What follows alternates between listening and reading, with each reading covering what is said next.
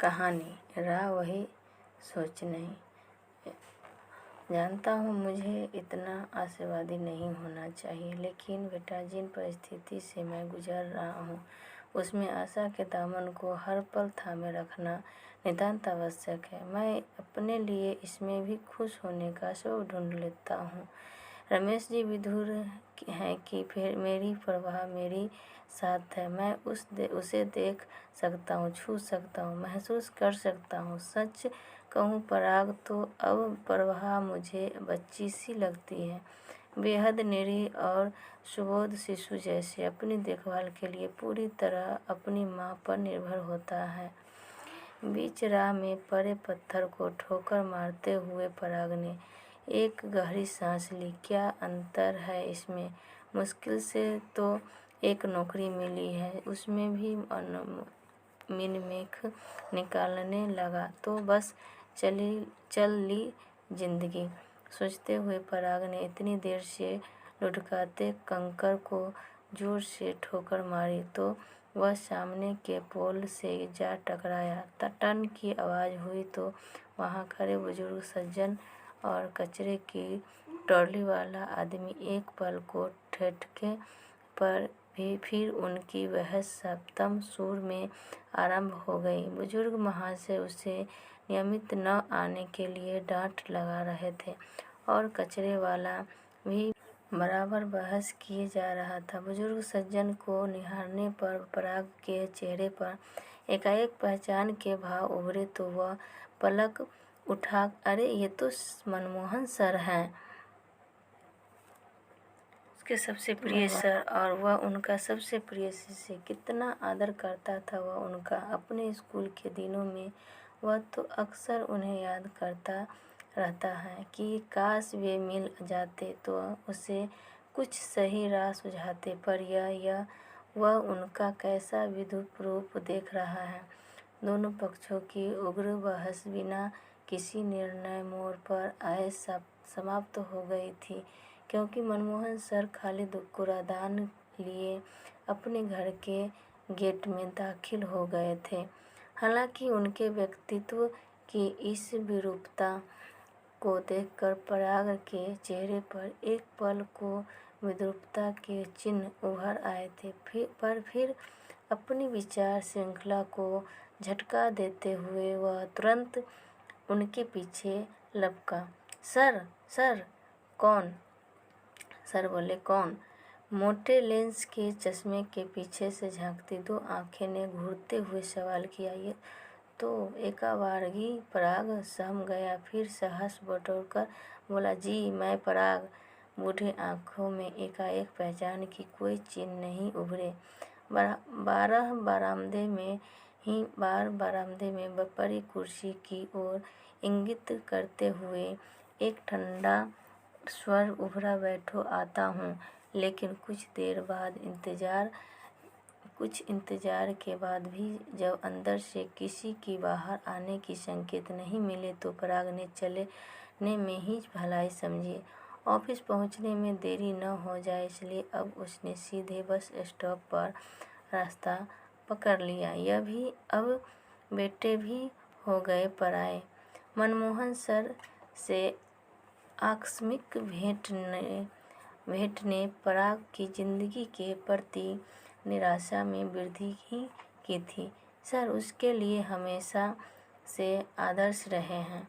तमाशा के हर पल में सबसे पहले उन्हें ही याद किया करता था और वे भी संकट मोचन की तरह उसे हर मुसीबत से उबार लेते थे। लेकिन सर के व्यक्तित्व के जिस पहलू से वह आज रूबरू हुआ था वह उससे अचंभित कर गया था। एक कचरे वाला से इस तरह झगड़ा तू तराक, फिर इतने ठंडेपन से अपने प्रिय शिष्य का स्वागत। पराग तो अभी तक यह भी निश्चित नहीं कर पा रहा था कि सर के उसे पहचानना भी था या नहीं। अरसे बाद वह उनसे मिला था। कहाँ खो गए उसके वो शांत, गंभीर और प्रबुद्ध मनमोहन सर? कुछ अरसे बाद किसी काम से पराग का फिर उसी गली में आना हुआ। मकान ढूंढते ढूंढते वह जिस घर तक आ पहुंचा वह मनमोहन सर के बिल्कुल सामने वाला घर था। पराग ने एक उचटती सी दृष्टि सर के बरामदे और बगीचे में डाली और फिर अपने काम वाले घर में चला गया। बाहर निकलते वक्त उसने सामने ही गेट पर सर नजर आ गए। पराग ने नजरें चुराकर निकल जाना चाहा, लेकिन उन्होंने पकड़ लिया। अरे पराग, आओ इधर, अंदर आओ। ना चाहते हुए भी पराग को उनके पीछे पीछे घर में प्रविष्ट होना पड़ा। घर छोटा है पर हम 2 प्राणियों के लिए पर्याप्त हैं, मैं और मेरी पत्नी प्रभा, बोलते हुए वे पराग को बैठक में बिठाकर खुद अंदर की ओर मुड़ गए। चाय चढ़ाकर आता हूँ। उस दिन भी तुम ऐसे ही निकल गए थे। जी वो मैं, पराग ने सफाई प्रस्तुत करनी चाहिए, मुझे ही ज़्यादा देर लग गई थी। खैर, इसलिए आज आते ही चाय चढ़ा रहा हूँ। और कैसे हो, क्या कर रहे हो आजकल? रसोई कुछ इस तरह बनी हुई थी कि वहाँ से दोनों कमरों पर नज़र रखी जा सकती थी। मनमोहन जी पराग की बात भी सुनते जा रहे थे और दूसरे कमरे की ओर मुंह करके वार्तालाप भी करते जा रहे थे। यही लड़का है प्रभा, जो उस दिन आया था और बाहर से ही चला गया था। वही?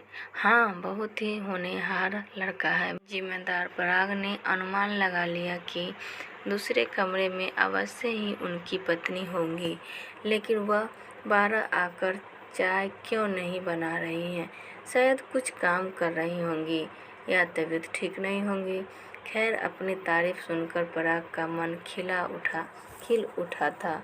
मन हुआ वह भी अपने प्रिय सर की तारीफ में कुछ कहे कि तभी अंदर के कमरे में फोन बज उठा।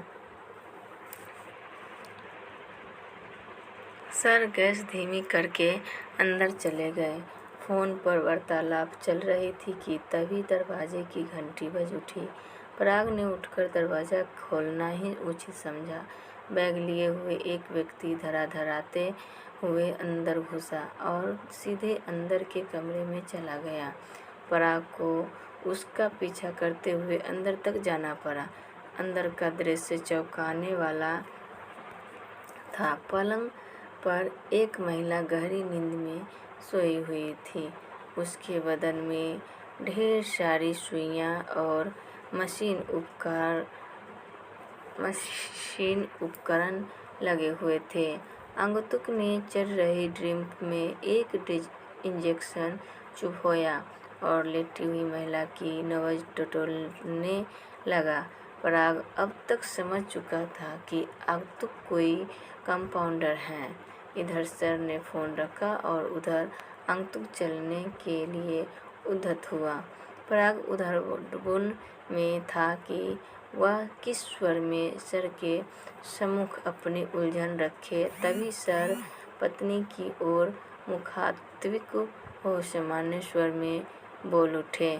सर, आंटी तो गहरी नींद में लग रही हैं, ये शायद आपकी बात नहीं सुन रही हैं, फिर भी आप इनसे बातें कर रहे हैं। मुझे तो कुछ समझ नहीं आ रहा।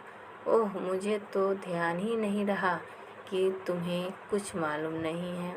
दरअसल प्रभा 2 साल पहले बाजार से फल लेकर लौट रही थी तो एक ट्रक ने टक्कर मार दी। बच तो गई पर तब से कोमा में है।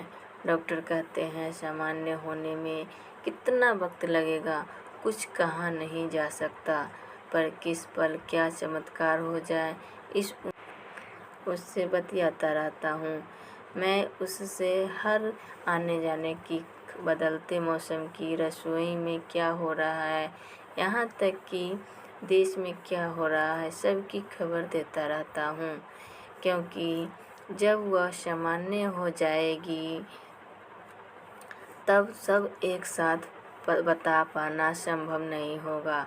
उनकी आंखें में उम्मीद कि जो लौ चल रही थी उसे देखकर कोई भी उनसे पूछने की साहस नहीं कर सकता था कि समुच्च दिन अच्छी हो जाए। मुझे आशावादी नहीं होना चाहिए, लेकिन बेटा जिन परिस्थितियों से मैं गुजर रहा हूँ उसमें आशा के दामन में एक आंधळा सा इंसान हूँ और आम इंसान की तरह कभी कभी महानता का यह चोला उतर जाता है। तब बहुत तुच्छ स्वार्थी की ओर खिंचा हुआ इंसान सामने आता है, जैसा कि उस दिन तुमने मुझे देखा था। उस दिन रात ही प्रभा की हालत खराब थी, बार बार बिस्तर गीला कर रही थी, सारी रात सो नहीं पाया था। सवेरे उठते ही मुझे चाय की तलब आ जाती है। चाय बनी ही थी कि कचरे वाला आ गया था। 15 दिन नागा करने के बाद उसने आया देख मेरे गुस्सा भड़क उठा।